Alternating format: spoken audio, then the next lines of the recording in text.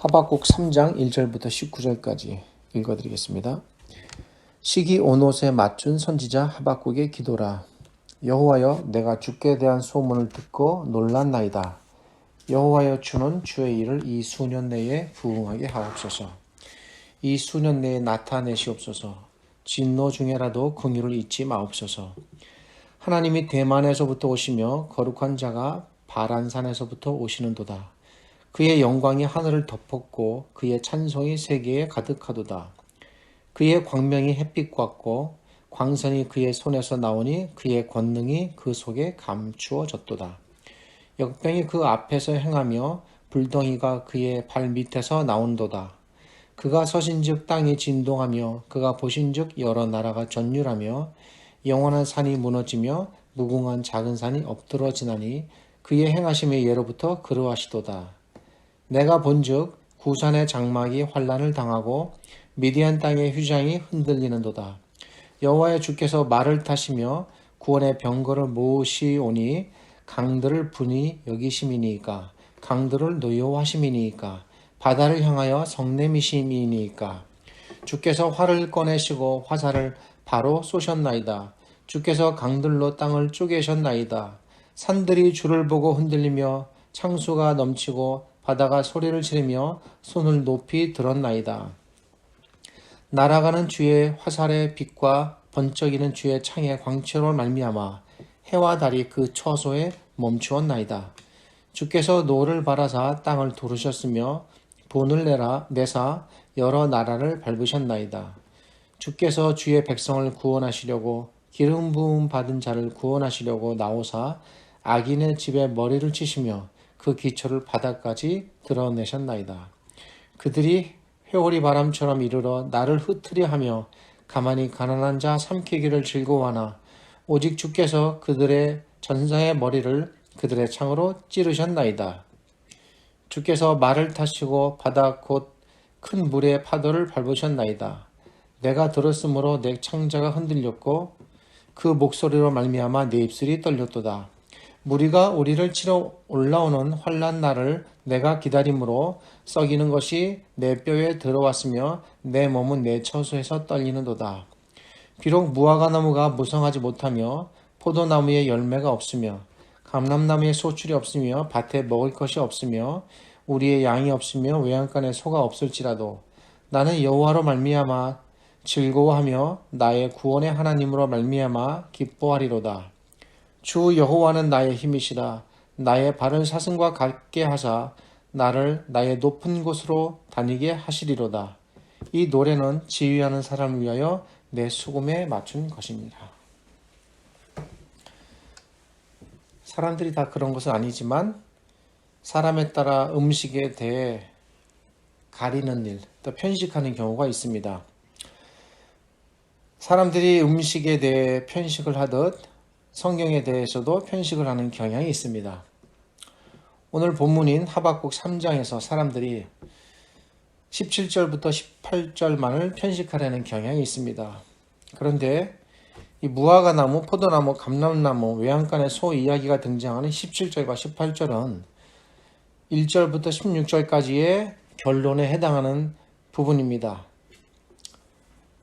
겉으로 보기에는 연관성이 적어 보이지만 밀접한 연관을 갖고 있습니다. 이 부분의 의미를 보다 잘 이해하려면 앞의 내용에 대한 충분한 이해와 깨달음이 있어야 한다는 말씀입니다. 그래서 선지자가 이렇게 말했구나 라는 생각이 절로 드는 것입니다. 그리고 이를 바탕으로 우리 하나님께서 참으로 그런 분이구나 라는 생각도 함께 따라오는 것입니다. 이런 이유 때문에 오늘 본문을 부득이 1절부터 19절까지로 잡게 되었습니다. 오늘 설교의 제목은 믿음이라는 이름으로입니다. 설교의 내용 속에 이 제목의 의미가 들어 있습니다. 한 선지자가 있었습니다. 대체로 이스라엘의 선지자들은 하나님의 가르침을 떠나 타락한 왕들의 시기에 참으로 힘들게 선지자 역할을 감당하였습니다. 그들의 인간적 고생이 이로 말할 수 없었습니다. 예레미야와 같은 선지자는 평생을 사람들의 반대와 미움과 핍박 속에 지냈습니다. 투옥되기도 했고 애굽으로 도망가기도 했습니다.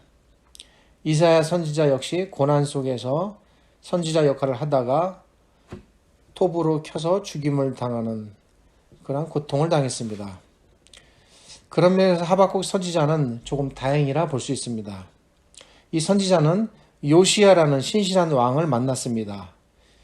이 선지자는 요시야 왕과 더불어 장차 이스라엘이 옛날의 영광을 되찾기를 희망하며 개혁의 꿈을 키워나갔습니다. 그런데 안타깝게 요시야 왕이 어느 날 죽임을 당했습니다. 더불어 이 선지자의 개혁의 꿈도 물거품으로 돌아갑니다. 유다는 기다렸다는 듯이 더욱 빠른 속도로 타락의 길로 내리달았습니다. 이제 유다는 하나님에 의해 심판을 면할 길이 없게 되었습니다. 이스라엘이 죄로 말미암아 하나님께 심판을 받는 것은 당연하지만 선지자에게 도무지 이해할 수 없는 한 가지 고민이 있었습니다. 그것은 왜 하나님께서 하나님을 전혀 알지 못하는 이방 나라 바벨론을 통하여 하나님의 백성을 심판하는가입니다. 또한 비록 이스라엘이 죄를 지었으나 바벨론보다 그래도 선택된 백성이고 나은 편인데 도무지 하나님을 알지 못하는 그 백성이 어떻게 하나님의 백성을 심판할 수 있는가? 선지자는 이 고민을 해결하기 힘들었습니다. 하박국을 읽다 보면 곳곳에 이런 선지자의 고민이 엿보입니다. 본문에 포함되어 있지 않지만 예를 들어 1장 13절에서 선지자는 이렇게 말합니다. 어찌하여 괴율한 자들을 방관하시며 악인이 자기보다 의로운 사람을 삼키되 잠잠하시나이까? 그가 열국을 사륙하며 옳습니까? 선지자가 이렇게 말합니다. 그가 고민하는 겁니다. 선지자의 이런 고민을 하나님께서 들으셨습니다. 어쩌면 하나님의 가슴 속에는 이미 그런 바벨론에 대한 계획과 그들을 어떻게 이끌어 가실 것인가에 대한 하나님의 생각이 있으셨지만 선지자는 그걸 모릅니다. 하나님께서 선지자를 무시하고 그 일을 진행하실 수도 있었지만 이런 선지자의 고민을 안타깝게 여기신 하나님께서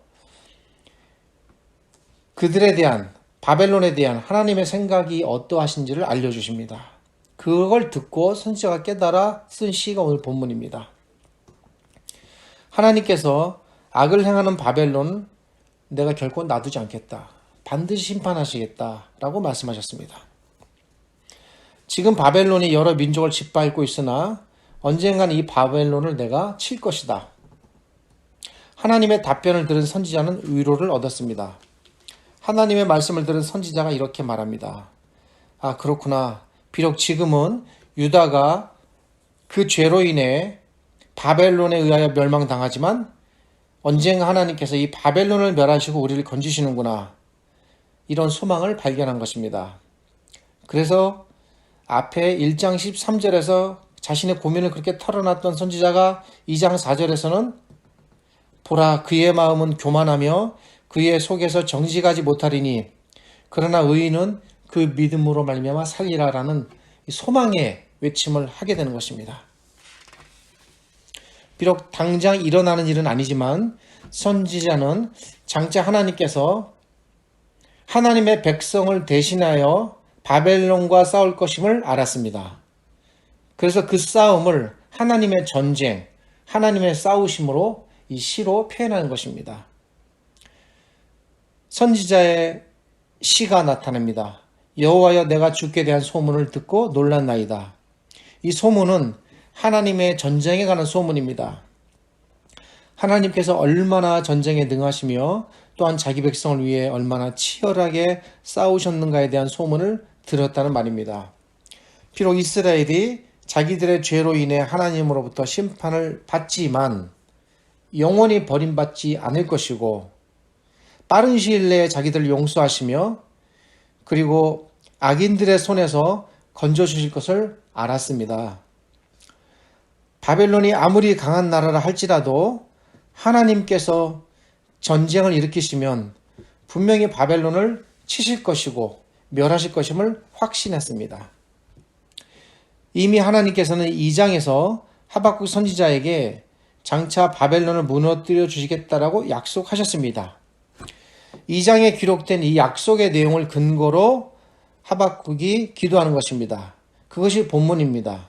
선지자는 하나님께서 어떤 모습으로 임하실까를 묘사합니다.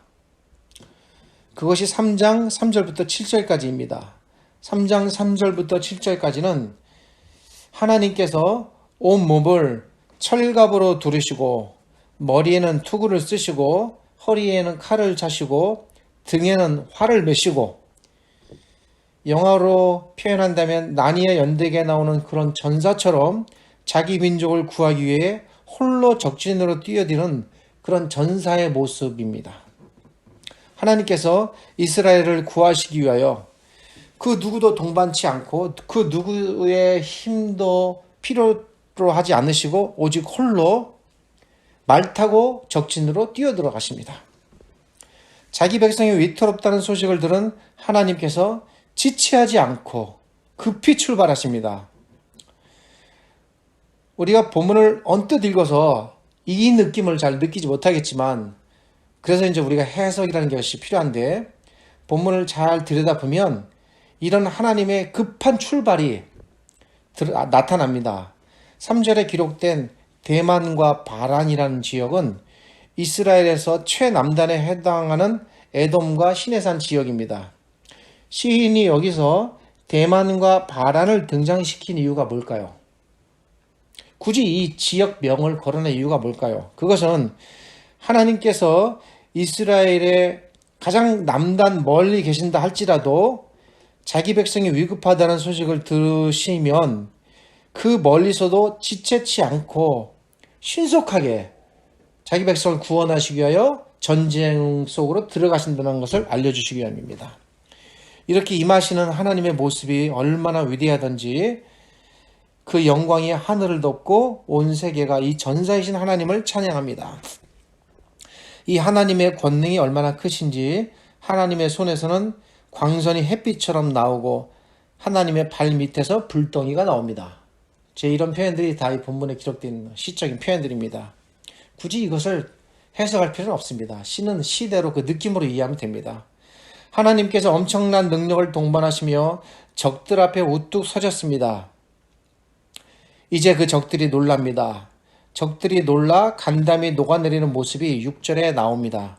하나님께서 칼을 차시고 말갈기를 날리시며 우뚝 서시자 땅이 진동하고 나라들이 전율합니다. 산이 무너져 내리고 작은 산들이 그분 앞에서 엎어집니다. 시인은 구체적으로 이렇게 두려워 떠는 대표적인 두 민족을 소개합니다. 앞에는 두 개 지역이 등장했다면 이번엔 두 민족이 등장합니다. 그들은 구산과 미디안입니다. 구산이라는 족속은 지금으로는 아프리카의 이디오피아 계열의 민족입니다. 미디안은 이스라엘 백성이 애굽에서 나와서 가나안으로 들어갈 때 광야에 살고 있었던 유목민족이었습니다. 이 두 민족은 이스라엘과 접경 지역을 이루면서 유목 생활하던 민족들이었는데 이스라엘의 가나안 정착 초기에 참 이스라엘을 많이도 괴롭혔던 민족들이었습니다.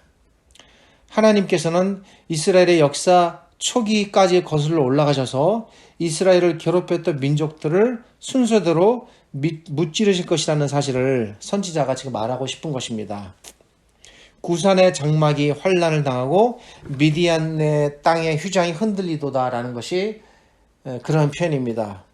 그런데 사실 이 구산과 미디안이 이번에 하나님께서 출전하시는 이 전쟁의 그 주된 대상이 아닙니다. 본격적인 하나님의 전쟁의 대상은 따로 있습니다. 그들은 구산이나 미디안 정도가 아닙니다.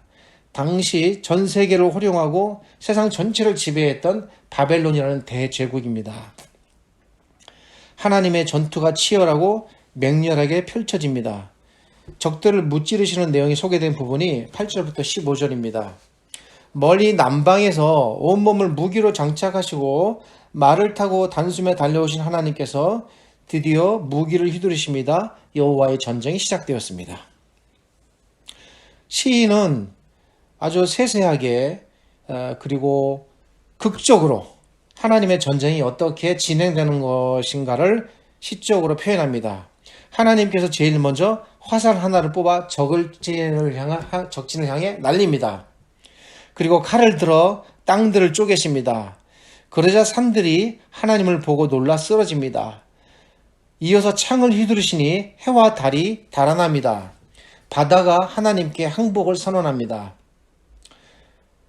하나님께서 싸우시는 모습이 얼마나 놀라우신지 11절에서 이리 말합니다.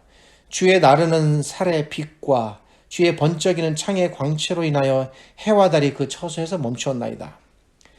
하나님의 이 심판에 바벨론이 철저하게 망가지고 무너지는 것을 이렇게 산과 해와 달의 무너짐으로 비유적으로 표현한 것입니다. 특별히 여기서 쪼개지고 놀라고 멈추었다라는 표현들은 모두 바벨론을 염두에 둔 표현들입니다.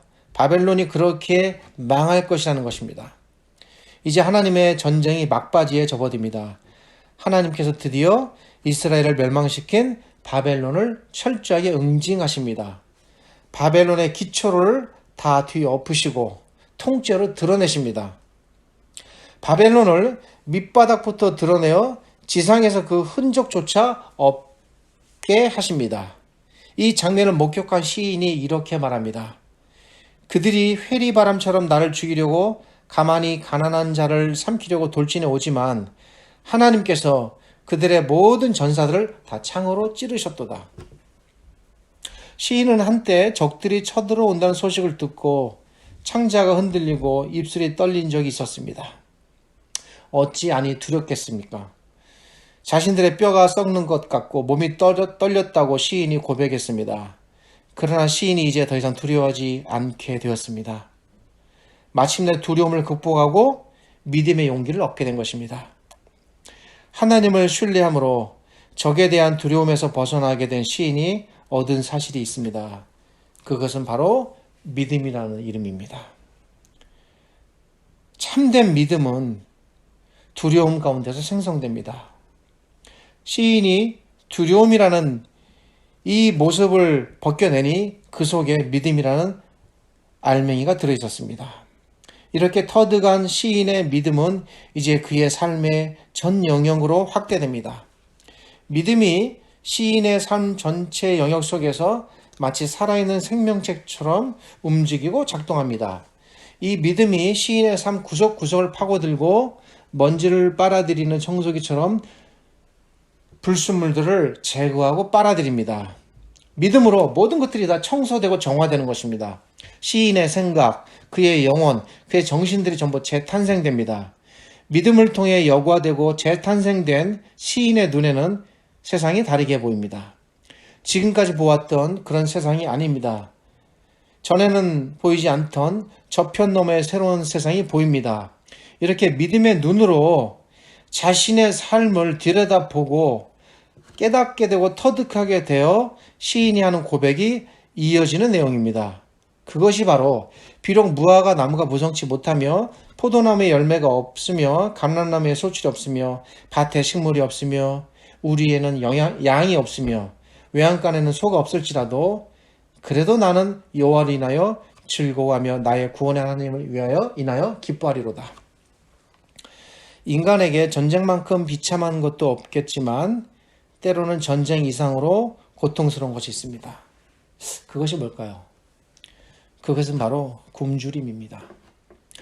어쩌면 전쟁은 한때의 고통이겠지만 굶주림은 끝이 보이지 않는 긴 어두운 터널과 같습니다.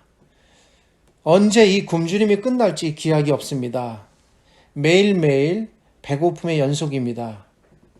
배가 고파도 집에 가면 먹을 밥이 있다고 생각되면 몇 시간쯤의 배고픔은 견딜 수 있습니다. 오늘 배가 고파도 내일은 밥을 해 먹을 수 있겠다라는 희망이 있으면 그래도 참고 배고픈 하룻밤을 견딜 수 있습니다. 그런데 지금도 배가 고프고 저녁에도 먹을 밥이 없고 내일도 먹을 음식이 없습니다. 기약이 없습니다. 언제 이 배고픔이 끝날지 모릅니다. 계속됩니다. 그럴 때 배고픔은 배고픔 이상의 고통으로 다가옵니다.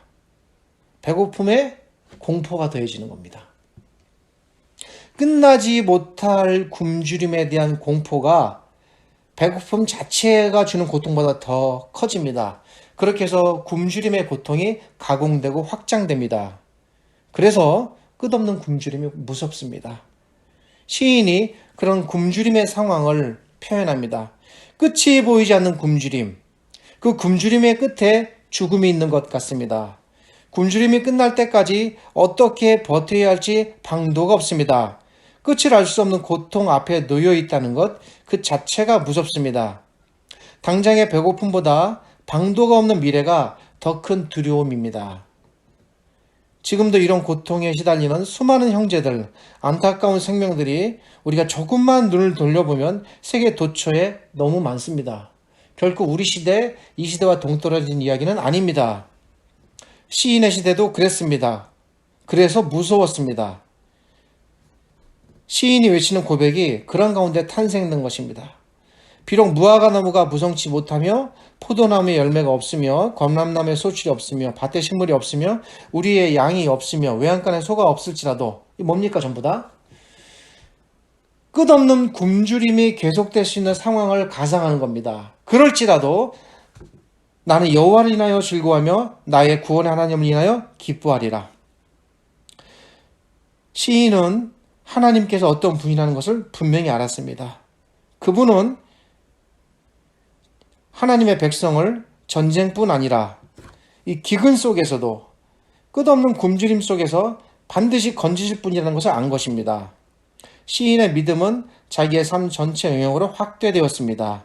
내가 사는 길은 양식이 아니라 하나님을 믿는 믿음이구나. 하나님께서는 언제나 자기 백성의 안전과 삶을 책임지시는 분이다라는 사실을 흔들림 없이 믿고 나아가는 것. 아주 쉽고 간단합니다. 명료합니다. 이것이 믿음입니다. 그래서 마침내 시인이 고백합니다. 본문엔 포함되어 있지 않지만 하박국 2장 4절입니다. 오직 의인은 그 믿음으로 말미암아 살리라. 사실 선지자는 이미 결론을 내렸습니다. 2장 4절에서 이 믿음의 결론을 내리고 어떻게 그 믿음의 결론이 가능한가를 도출하기 위하여 오늘 본문이 서술되는 겁니다. 이 시의 기록대로 과연 바벨론은 어떻게 되었을까요? 하나님께서 바벨론을 심판하셨습니다. 뿐만 아니라 구약시대의 많은 나라들이 사실은 그 규모는 작지만 지금도 세계 곳곳에 구약의 나라들이 여전히 그 나라로 독립된 나라들로 지금 세계 곳곳에 존재합니다만 바벨론이라는 나라는 그렇게 세계를 지배하던 대제국임에도 불구하고 지구상의 흔적도 없이 사라졌습니다. 역사학자들은 지금은 바벨론이라는 그 나라의 흔적이 이 세상에 없다고 말합니다. 하나님께서 그리 만드신 것입니다. 하나님께서 이스라엘 백성을 구원하시기 위하여 전사같이 싸우시며 바벨론을 무찌르셨듯 우리를 위하여 싸우실 한 전사를 약속하셨고 약속대로 보내주셨습니다. 그러기에 이 하박국 선지자의 이 고백은 결코 추상적인 허상의 고백이 아닙니다. 과거에 자기 백성을 위하여 싸우신 그 하나님께서 하나님으로서 우리를 위하여 싸우신 한 전사를 보내셨으니 그분이 바로 그리스도십니다. 예수님은 우리를 위해 싸우라고 하나님께서 보내내려주신 하나님의 전사입니다. 여호와께서 그 옛날 친히 바벨론을 무너뜨리신 것 같이 전사이신 우리 그리스도 주님께서 바벨론으로 표현되는 그 세력과 싸우셨습니다. 그들이 누구입니까? 사탄입니다. 우리를 사탄과 그의 모든 세력과 모든 악의 영향들로부터 건져내셨습니다. 그 옛날 하나님께서 바벨론에서 이스라엘 백성들을 건져내셨듯 물론 사탄은 아직도 완전히 항복되지 않았고 지금도 끊임없이 싸움을 걸어오지만 별반 문제가 되지는 않습니다. 이미 그의 무장이 해제되었고 반드시 이기는 전쟁입니다. 우리가 섬기는 하나님, 그 하나님은 승리하시는 하나님입니다. 과거에 이스라엘을 구원하시기 위하여 바벨론을 무찌르셨듯 현재 우리를 공격하고 해롭게 하는 모든 세력으로부터 그리고 사탄과 그들의 세력으로부터 우리를 건져내셨고 또 대항하여 싸우고 계십니다. 우리 눈에는 보이지 않지만 지금도 치열하게 그리스도의 전투는 진행되고 있습니다. 뿐만 아닙니다. 이 전사께서 장차 이 싸움을 완전히 끝내시기 위하여 마지막 한판 싸움을 또 준비하고 계십니다. 최후의 승리를 장식할 이 마지막 한판 전쟁을 끝내시기 위하여 그리스도께서 장수로 그리고 천상에서 천군과 천사들을 대동하시고 그들을 멸하기 위하여 오실 것입니다. 그때가 되면 사탄과 그의 모든 세력은 바벨론이 완전히 멸망당하여 지구상에서 그 흔적조차 사라졌듯 사탄과 그의 모든 세력이 이 땅, 이 세상에서 완전히 그 존재조차도 사라질 것입니다. 그러기에 이 바벨론 사건은 어쩌면 그리스도께서 오실 그 전쟁 사건을 미리 보여주는 구약이 보여주는 예표적인 사건이라고 볼 수 있습니다. 더 이상 그 어떤 저항도 하지 못할 것이고 영원히 저 어둠의 철창 속에 갇히게 될 것입니다. 이미 다가올 전쟁에 대하여 그리스도께서 약속하셨고 그 전쟁은 분명히 일어날 것이고 그리스도께서 그 전쟁을 승리로 이끄실 것임을 말씀하셨습니다. 수많은 그의 군대를 대동하시고 친히 강림하실 것이고 하나님의 백성을 위협했던 모든 세력을 일거에 제거하실 것입니다. 이미 전쟁에서 승리하셨지만 더 큰 승리로 하여 준비하시는 그리스도, 그런 하나님의 이중적인 보호하심 속에 우리가 살고 있습니다.